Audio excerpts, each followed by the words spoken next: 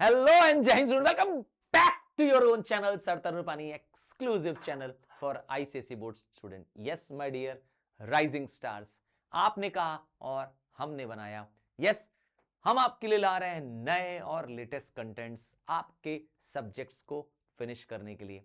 आज बारी है ज्योग्राफी के इस चैप्टर इफेक्ट्स ऑफ पॉल्यूशन को पूरा फिनिश करेंगे. यस, आपको इसके बाद आपकी ज्योग्राफी की बुक खोलने की जरूरत नहीं पड़ेगी. एकदम सिंपल लैंग्वेज में from the basics to the advanced सब कुछ एक चैप्टर में along with images and diagrams.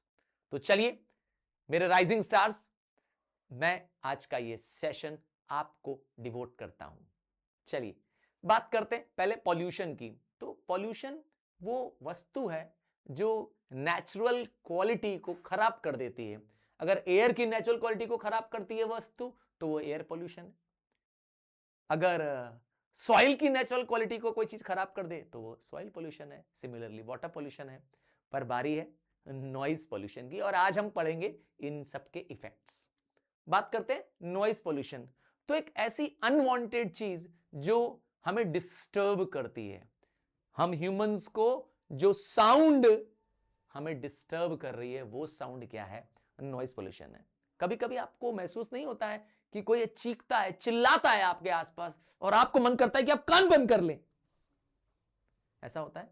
या कहीं बहुत तेज से डीजे और म्यूजिक बज रही होती है, बड़े लाउड साउंड बज रही होती है और आप शायद पढ़ने की कोशिश कर रहे होते हैं और तब तब जोर से आप अपना कान बंद कर लेते हैं. तो यह है नॉइज पॉल्यूशन.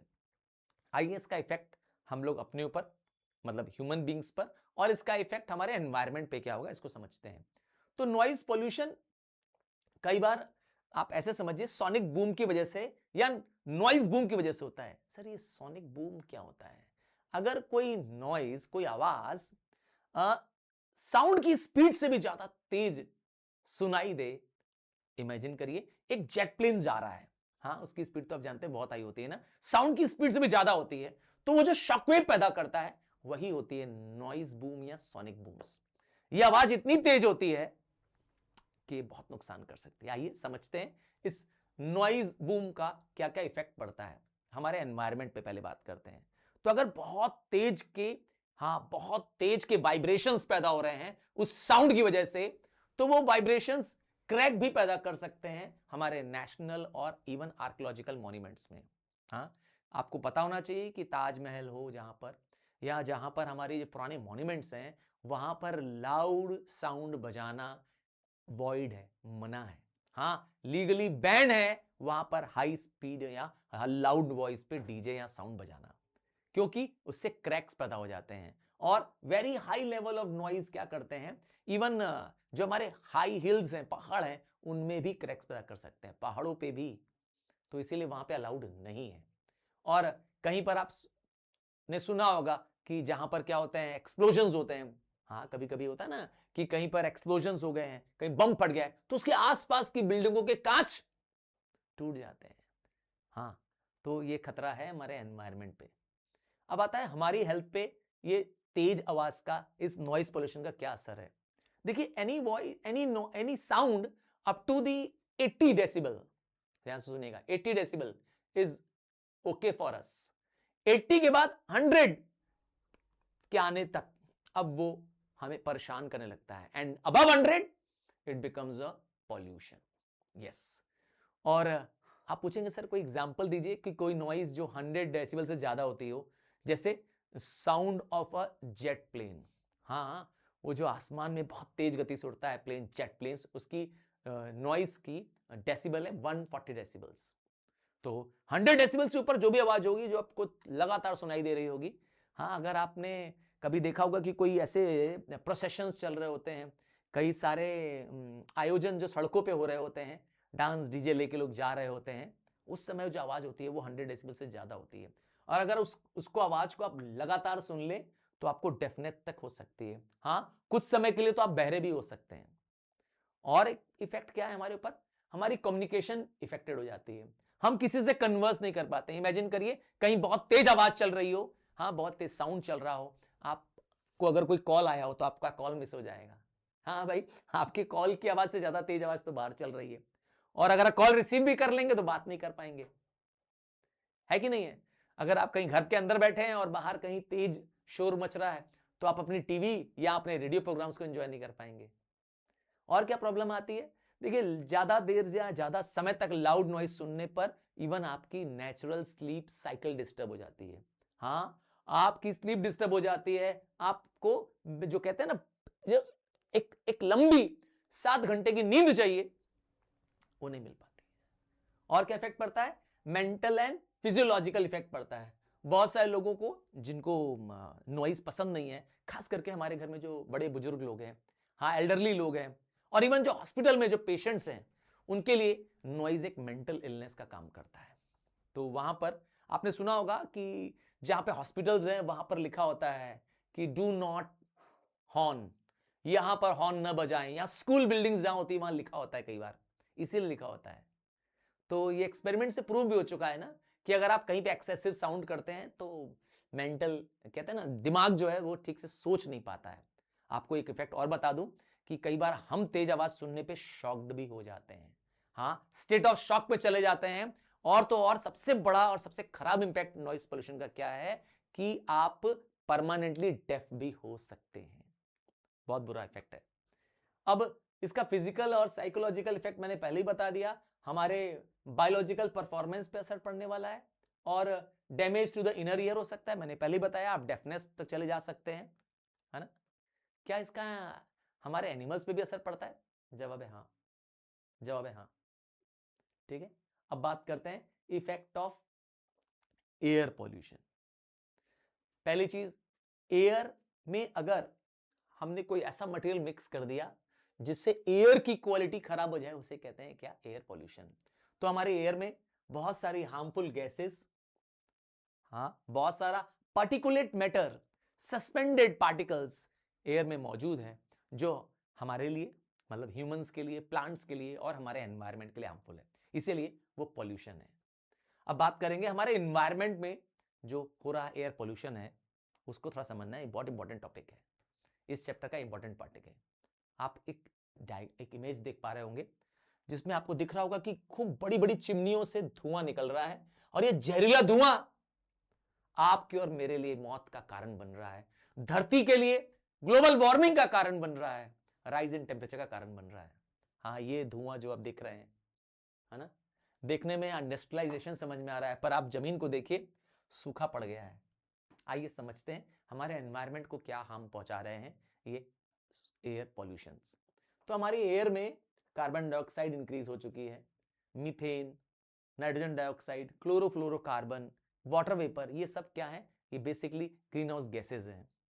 अब ग्रीन हाउस गैसेज क्या करती हैं? एक ग्लास का काम करती हैं, शीशे का काम करती हैं। ये एनवायरनमेंट पे जाने के बाद, हमारे एटमॉस्फेयर पे जाने के बाद क्या करती हैं? एक ग्लास का काम करती हैं, ताकि सनलाइट एक बार इसको पार करके अंदर तो आ जाती है, सनलाइट आ जाती है धरती के अंदर, और यहां ट्रैप होकर के वो बाहर नहीं निकल पाती है।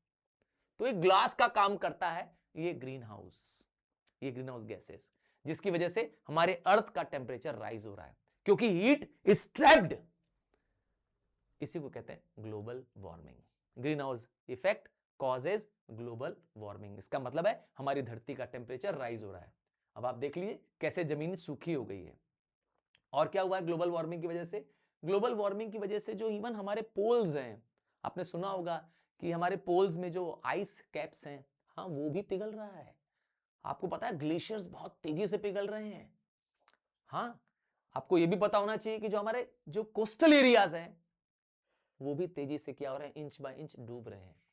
तो ग्लोबल वार्मिंग की वजह से, हीटअप बढ़ने की वजह से rise in the ocean level हो गया है। और तो और नाइट और स्पेशली विंटर्स में, है ना, टेम्परेचर अब बढ़ने लगा है। मतलब अब ठंड बहुत ज्यादा नहीं पड़ रही है। हाँ, ठंड भी पहले से मुकाबले कम पड़ रही है, समर्स ज्यादा बड़े हो गए हैं।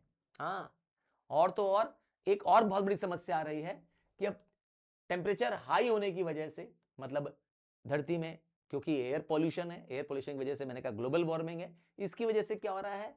इवेपोरेशन हाई है, मतलब वाटर बॉडीज का पानी जल्दी भाप बन के उड़ रहा है, इससे वाटर होल्डिंग कैपेसिटी उनकी क्या हो गई है? बढ़ गई है। मतलब हमारे एनवायरमेंट में, हमारे एयर में ही बहुत मॉइस्चर ट्रैप्ड है। ये अच्छी बात नहीं है। ह्यूमिडिटी बहुत हाई हो गई है, ऑप्रेसिव वेदर हो गया है, बात समझिए, है ना। मतलब चिपचिपापन, चिड़चिड़ापन, है ना। हाँ, जरा सी लाइट चली जाए आप बर्दाश्त नहीं कर पाएंगे, इसकी वजह से हो रहा है। और क्या इफेक्ट हो रहा है? Due to excessive heat water will evaporate quickly. पानी तेजी से इवेपोरेट हो रहा है, सॉइल जल्दी इरोड हो जा रही है, और तो और प्लांट कवर जल्दी से लॉस्ट हो जा रहा है, और ड्रॉट्स होने की संभावना बढ़ती जा रही है। हाँ, ड्रॉट मतलब होता है एक ऐसा condition when there is a long period of no rainfall. हाँ, अकाल पड़ना जिसे कहते हैं। अब आते हैं ह्यूमन हेल्थ पे क्या इफेक्ट पड़ रहा है इस एयर पॉल्यूशन का। एनवायरमेंट पे तो समझ में आ रहा है। सबसे पहले समझते हैं शॉर्ट टर्म इफेक्ट्स, वो इफेक्ट्स जो हमारी आंखों पे पड़ रहा है। हाँ, जो आप सड़कों पे निकलते हैं, अगर आप इमेजिन करिए आप मोटरसाइकिल पे बैठे हैं और आपने हेलमेट नहीं लगाया हुआ है, ठीक है। आपकी आंख, आपकी नाक और आपका चेहरा कभी आके धोया है? या एक क्लीन क्लॉथ से पोंछ के देख लीजिएगा आकर के। हाँ, एक बार मार्केट में जा करके, हाँ, कहीं मोटरसाइकिल से जाएं और आप जब हेलमेट ना पहने हो या पीछे बैठे हो, पिलियन राइडर हो, तो आप देखिए, महसूस करिए आपके पूरे व्हाइट रुमाल काला हो जाएगा। चेक करके मेरे कहने पे देख लीजिएगा। हाँ हाँ, आंख में धूल चली जाती है, नाक में डस्ट चली जाती है, थ्रोट गला भी चुप्ड हो जाता है। और तो और हमारे रेस्पिरेशन बीमारी जिसे कहते हैं ना, ब्रोंकाइटिस, निमोनिया होने की बहुत चांसेस है। लोगों को हेडेक हो जा रहा है, नौसिया, वॉमिटिंग, डिजीनेस, और तो और स्लरिंग ऑफ द स्पीच भी इसकी वजह से हो रहा है आजकल। हाँ, अब बताते हैं लॉन्ग टर्म इफेक्ट। ये तो हो गया शॉर्ट टर्म इफेक्ट जो हमारे एयर पोल्यूशन से हो रहा है हमें। अब दूसरा लॉन्ग टर्म इफेक्ट, मतलब इसका इफेक्ट लंबे समय तक चलेगा। लोगों को क्रॉनिक रेस्पिरेटरी डिजीज हो रही है। मैं एग्जांपल देके दिल्ली का बताना चाहता हूं तुमको। हाँ, अगर आप मेरे दिल्ली के सुपरस्टार होंगे, राइजिंग स्टार होंगे, तो आपके लिए भी ये बात होगी शायद। आपको पता है कि दिल्ली में AQI बहुत खराब चल रहा है आजकल। AQI is air quality index, मतलब एयर में कितना ज्यादा सस्पेंडेड पार्टिकल और स्मोक पार्टिकल्स हैं, इससे मेजर किया जाता है AQI। तो जितना ज्यादा AQI का नंबर आ रहा है, उतनी खराब दिल्ली की हवा है। हाँ, मैं सच कह रहा हूं, दिल्ली में एक दिन सांस लेना 10 सिगरेट के पीने के बराबर कहा गया है। नहीं मालूम होगा ये बात तुमको। हाँ, breathing in the Delhi atmosphere is equivalent to smoking of 10 cigarettes. अब आप सोच सकते हैं क्या मैं बात कर रहा हूं। तो अगर एयर क्वालिटी खराब है तो लोगों के क्या हो रहा है? एस्थमिक प्रॉब्लम हो रही है। हाँ, दिल्ली के बहुत सारे लोगों को एस्थमा की प्रॉब्लम हो रही है, लंग की डिजीजेस हो रही हैं। और जहां जहां एयर पोल्यूशन है वहां तो सिचुएशन और खराब है। लोगों को हार्ट की प्रॉब्लम्स, जिसे हम कहते हैं कार्डियोवैस्कुलर प्रॉब्लम्स, इवन लोग कोमा में चले जा रहे हैं। Liver, brain, kidney permanently damage, permanently damage हो रहा है। अब बात करते हैं इफेक्ट ऑफ वाटर पॉल्यूशन। क्योंकि जो वाटर है वो आपके और मेरे लिए एसेंशियल है ना। जल ही जीवन है ना। तो ये जो हम जल पी रहे हैं वो आजकल आरओ पी रहे हैं। मैं और आप जो पानी पी रहे हैं वो घर में आरओ फिल्टर लगा रखा है। क्या आप मुझे आरओ का फुल फॉर्म बताएंगे? हाँ, मैं तुमसे कह रहा हूं, टाइप करो अगर आरओ का फुल फॉर्म जानते हो। आपके घर में लगा हुआ है आरओ यूवी फिल्टर। हाँ, बस आप मुझे आरओ का फुल फॉर्म बताइए। यूवी तो मैं बता देता हूं आपको, यूवी इज अल्ट्रा वॉलेट। हाँ, ये वो पानी है जो आप, मैं और आज हर घर में लगा हुआ है। क्या आज से 20 साल पहले, आज से 20 साल पहले ये किसी भी घर में नहीं हुआ करता था? शायद किसी भी घर में नहीं होता था। लोग नॉर्मल पानी पीते थे, जो हम कहते हैं ना टैप वाटर होता है, वो पीते थे। तो आज जरूरत क्यों पड़ रही है? पॉल्यूशन वजह है। पॉल्यूशन इसकी सबसे बड़ी वजह है। तुम्हारा पानी प्रदूषित हो गया है। इंडस्ट्रियों का, घरों का, खेतों का जहरीला पानी हमारी वाटर बॉडीज में चला गया है, हमारे वाटर टेबल में चला गया है। पानी अब पीने लायक नहीं बचा है। सच कह रहा हूं, बात समझा रही है? तो वाटर पोल्यूशन का हमारे एनवायरनमेंट पे सबसे बड़ा इफेक्ट क्या कर रहा है? वाटर पोल्यूशन की वजह से जो फोटोसिंथेसिस है वो रुक गई है। सही सुन रहे हो, प्लांट्स की ग्रोथ, हाँ, खास करके एक्वेटिक प्लांट्स की ग्रोथ को बहुत नेगेटिव इफेक्ट पड़ा है। जानते हैं वाटर पोल्यूशन मेरीन एनिमल्स पे भी हुआ है और प्लांट्स पे भी हुआ है, और इसके दो बड़े प्रूफ है हमारे पास। मैं आपको 2 प्रूफ दूंगा जिससे पता चल जाएगा कि हमारे समुद्र के या वाटर के रहने वाले जो प्लांट्स और एनिमल्स हैं वो बर्बाद हो रहे हैं। हाँ, उनमें सबसे पहला एग्जांपल है यूट्रिफिकेशन का। यूट्रिफिकेशन को बायोलॉजिकल ऑक्सीजन डेफिसिट भी कहते हैं। क्या? बीओडी। सर ये क्या होता है? बीओडी क्या होता है? मैं समझाता हूं। एक ऐसा प्रोसेस होता है जिससे वाटर बॉडीज का ऑक्सीजन लेवल कम हो जाता है। जानते हैं फिशेस जो होती हैं वो पानी में सांस कैसे लेती हैं?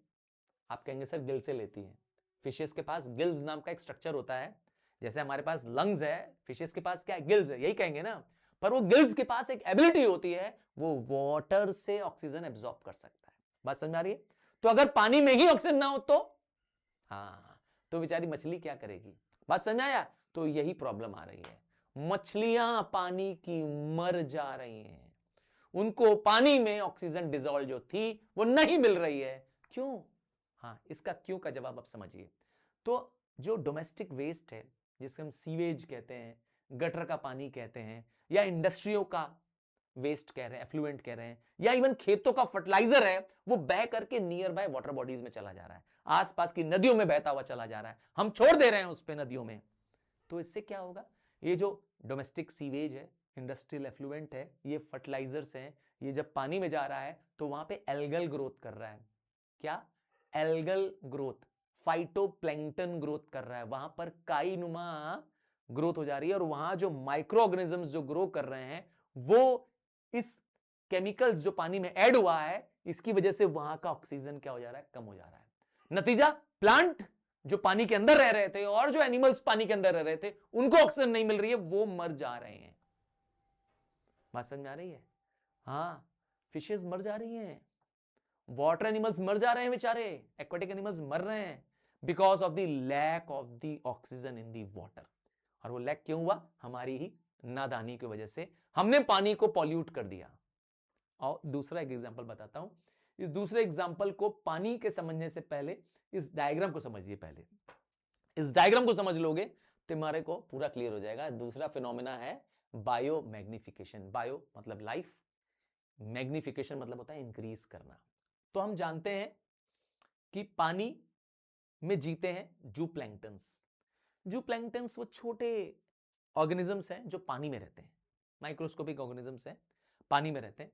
इन जूप्लैंक्टन्स को फिश खा जाती हैं, छोटी फिश खा जाती हैं, छोटी फिश को बड़ी फिश खा जाती है, और बड़ी फिश को वल्चर या जो प्रीडेटर है वो खा जाते हैं। तो एक तरह से आप देखिए, इसे कहते हैं प्राइमरी, है ना, फिर सेकेंडरी, फिर टेरिशरी, और ये टॉप लेवल कंज्यूमर। यही चलता है। ये फूड चेन का एक लेवल है, ग्रो कर रहा है नीचे से ऊपर तक। बात समझ आ रही है? अब बात समझिएगा, बायोमैग्निफिकेशन क्या है। पानी में डीडीटी ऐड हो गया है, पानी में केमिकल फर्टिलाइजर या पेस्टिसाइड हमने ऐड कर दिया। हमने पानी में नहीं छोड़ा था, हमने खेतों में छोड़ा था। किसानों ने अपनी फसलों को बचाने के लिए खेतों में फर्टिलाइजर, जिसका नाम है डीडीटी, ये केमिकल फर्टिलाइजर होता है, इसको छोड़ दिया था ताकि खेतों में पेस्ट न लगे। पर वो पानी में बहते हुए, बारिश का पानी आया, उसमें बहते हुए नियर बाय वाटर बॉडीज में चले गए। अब पानी में क्या मिल गया है? डीडीटी मिल गया है।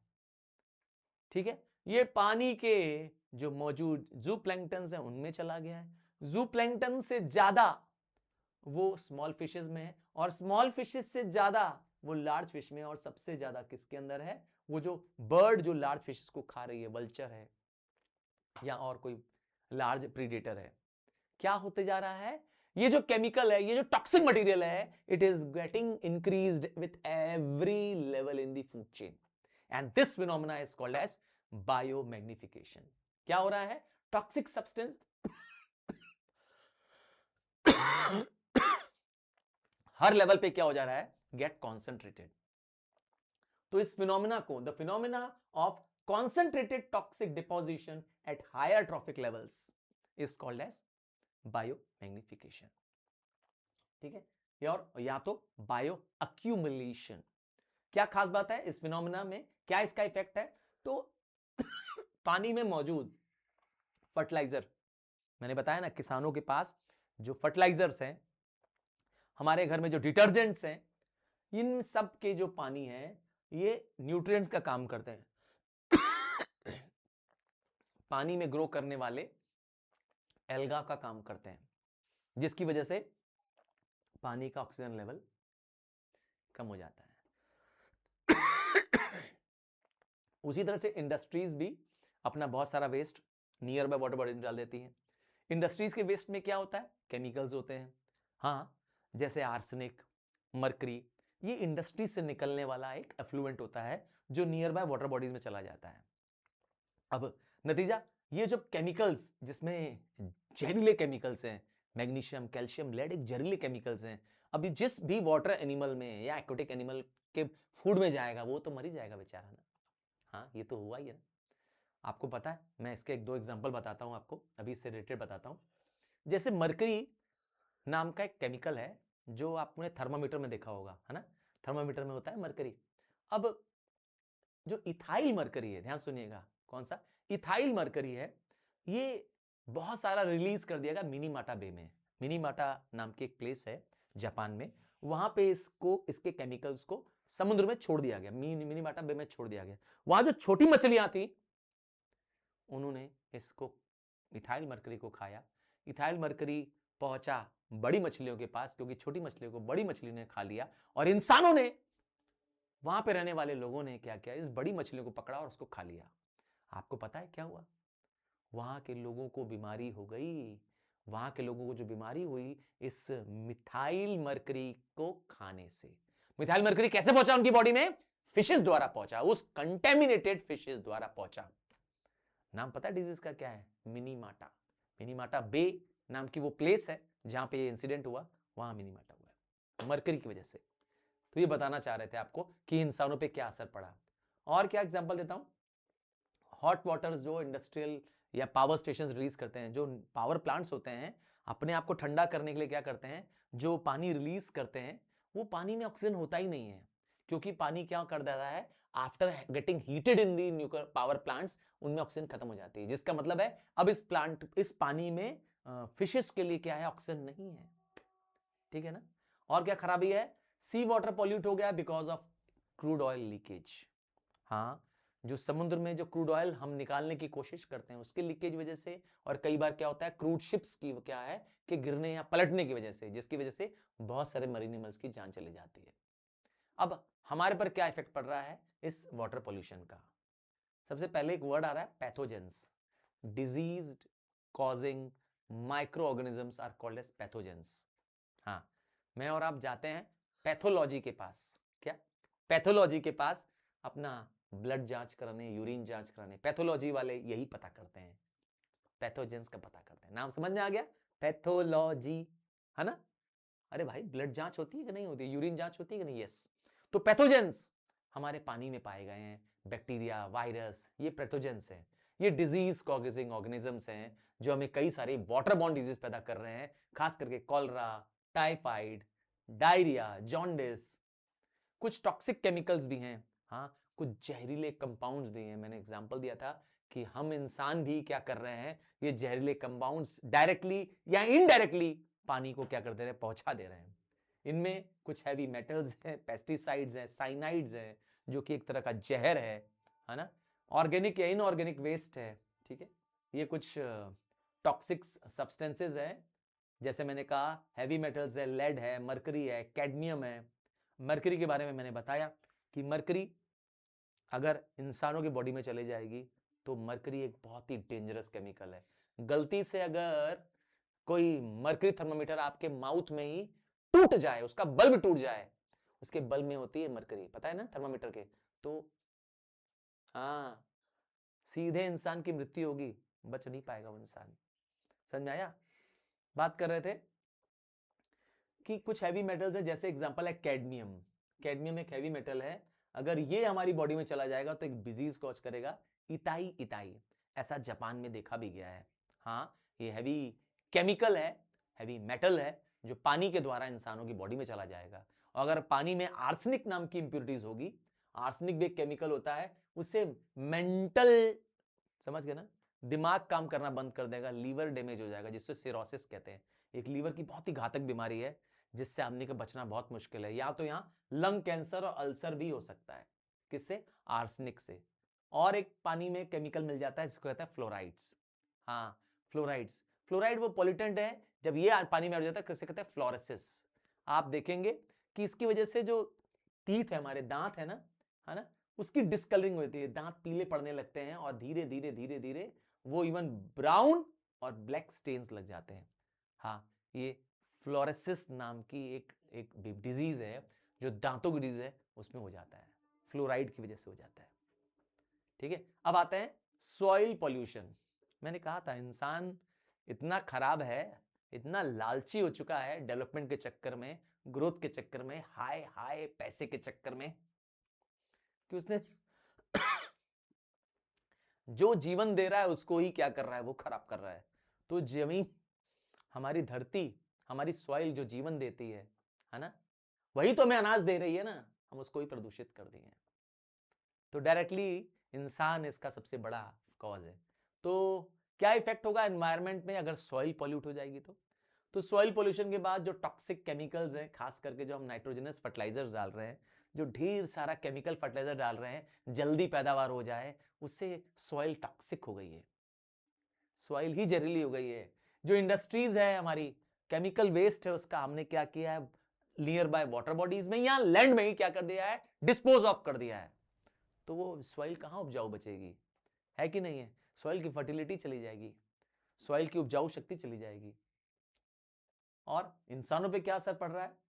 जो सॉइल जिसमें कि बैक्टीरिया हैं, वायरसेस हैं, अब ये हमारी बॉडी में जब चला जाएगा थ्रू फ्रूट्स, थ्रू वेजिटेबल्स, तो हम भी बीमार होंगे ही होंगे। आप कोई सड़ा हुआ फल खा ले, सब्जी खा ले, तो ऑब्वियस बात है आप तो बीमार होंगे ही होंगे। और तो और रेडियो एक्टिव फॉलआउट्स भी होते हैं कुछ, है ना। आइए आप समझते हैं रेडियो एक्टिव पॉल्यूशन। जैसा नाम लिखा है, ये वो पॉल्यूशन है जो रेडियो एक्टिव मटेरियल्स के द्वारा होता है, जैसे कि अल्फा बीटा गामा नाम की जो रेज निकलती हैं, स्पॉन्टेनियस निकलती हैं। कौन निकालता है इनके अंदर से? ये अपने आप निकलती है रेडियो एक्टिव मटेरियल से। इन्हें हम कहते हैं रेडियो एक्टिव आइसोटोप्स। हाँ, ये कब यूज होते हैं? मैंने कहा न्यूक्लियर वेपन्स बनाने में होते हैं, न्यूक्लियर प्लांट्स में यूज होते हैं, माइनिंग के दौरान यूज होते हैं। हाँ, इसमें यूरोनियम, थोरियम, प्लूटोनियम, है ना, इन सब में यूज हो रहा है। इवन एक्सरेज के द्वारा भी, जब लोगों का एक्सरे होता है ना। अच्छा, आपको एक फैक्ट बताऊं, शायद आप विश्वास नहीं करेंगे पर बता देता हूं। जो एक्सरे लेने वाला व्यक्ति होता है, जिसे हम कहते हैं एक्सरे टेक्नीशियन, क्या आपका कभी एक्सरे हुआ है? आपने देखा है जब हमारी हड्डियां टूट जाती है तो डॉक्टर कहता है एक्सरे करवा लीजिए ताकि पता चले कि कहां की हड्डी टूटी है, होता है ना एक्सरे में।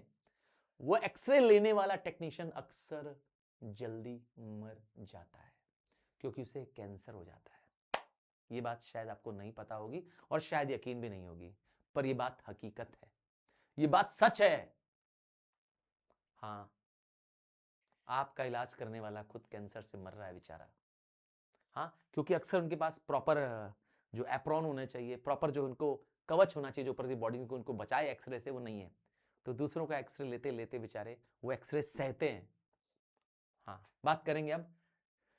तो रेडिएशन जो निकल रही है उसकी बहुत हार्मफुल होती है, दिखती नहीं है, बस यही कमाल की बात है ना, हमें पता ही नहीं चल रहा है कि हमारे बॉडी के अंदर क्या चेंज हो रहा है।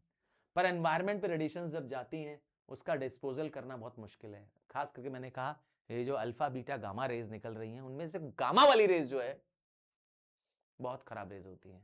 इनके अंदर पेनिट्रेशन पावर होता है और तो ये हमारे वाटर क्वालिटी को डैमेज कर सकती है, सॉइल में डालोगे सॉइल को डैमेज कर देगी और कई 100 सालों तक यह पूरी तरह से डिस्ट्रॉय नहीं होता है। न्यूक्लियर वेस्ट, अब सोचिए न्यूक्लियर जहां पे पावर प्लांट है उसका कुछ तो मटेरियल बचेगा, तो वो जो वेस्ट है वो कहां रखेंगे? पता है आपको कहां रखते हैं? मैं आपको बताता हूं, जो डेजर्ट्स होते हैं ना, सही, उस डेजर्ट्स में गहराई तक खोद करके एक बंद चैम्बर में उसको रख देते हैं, लेड के कास्केट में। पर मैंने कहा वहां भी सेफ नहीं है। अब हमारे पर क्या इफेक्ट पड़ता है रेडियो एक्टिव पॉल्यूशन का? हमारे पर पहला इफेक्ट है जेनेटिक वेरिएशंस, हमारे जीन्स में बदलाव हो जाता है। ये एक लॉन्ग टर्म फिनोमेना है, एक बार किसी एक जनरेशन पे बदलाव आ गया, जेनेटिक म्यूटेशन हो गया, जीन्स बदल गई, सिकल सेल बन गया एनीमिया, तो वह उसके आने वाली जनरेशन में होगा। ऐसा जापान में हुआ था, ऐसा जापान में हुआ था जब हिरोशिमा और नागासाकी पे 2 एटम बम गिराए गए थे, दोनों शहरों पे एक एक, और ये दोनों शहर में जेनेटिक वेरिएशंस हो गए। आज भी आज भी जो बचे हुए लोग हैं, उनकी जो पुश्तें आ रही हैं, उनकी जनरेशन में आज भी वो ठीक नहीं है। आज भी उनकी जो डिजीज है उनके बच्चों में कैरी हो रही है। हाँ, क्योंकि अंदर के सेल्स उनके म्यूटेट हो गए, सेल ही अंदर का बदल गया, उसका डीएनए कैरेक्टर चेंज हो गया। सोचिए कितनी गजब की प्रॉपर्टी है रेडिएशन में। और तो और सोमेटिक चेंज मतलब बॉडीली चेंज, हमारी बॉडी में जो आउटर चेंज है, जो दिखता है, जो शॉर्ट टर्म चेंज है, हाँ, जैसे बर्न्स हो जाना, कैंसर हो जाना, ये तो आपको दिखता है, इसे कहते हैं सोमेटिक। सोमेटिक मतलब बॉडीली चेंज, ठीक है ना। आपके बॉडी ऑर्गन डैमेज हो गए हैं किसकी, न्यूक्लियर रेडिएशन की वजह से, तो कहेंगे। अब एक आपको इमेज दिखाना चाहते हैं जो बहुत भयानक इमेज है। आप कहेंगे सर किस चीज की इमेज है? ये इमेज है एक न्यूक्लियर पावर प्लांट के एक्सप्लोड होने की, चेरनोबिल पावर प्लांट। ये इस समय यूक्रेन में है, पहले रशिया में था। 1986 में ये जो न्यूक्लियर पावर प्लांट है, ये बहुत बड़ा सा पावर प्लांट है, आप देख रहे हैं काला सा, ये सब एक्सप्लोड हो गया, उड़ गया। और पावर प्लांट के न्यूक्लियर एक्सप्लोजन की वजह से क्या हुआ, आसपास के बड़े एरिया को, जहां जंगल था, उस सब जंगल जल गया। हाँ, उसका नाम हो गया रेड फॉरेस्ट। जंगल जल गया इसकी रेडिएशन से।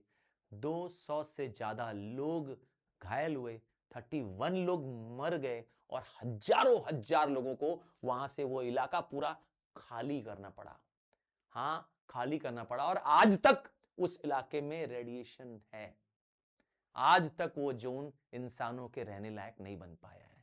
तो आप समझ सकते हैं कि न्यूक्लियर रेडिएशन का कितना लॉन्ग टर्म इफेक्ट पड़ता है, ठीक है ना। तो this brings to the end of the chapter effects of pollution.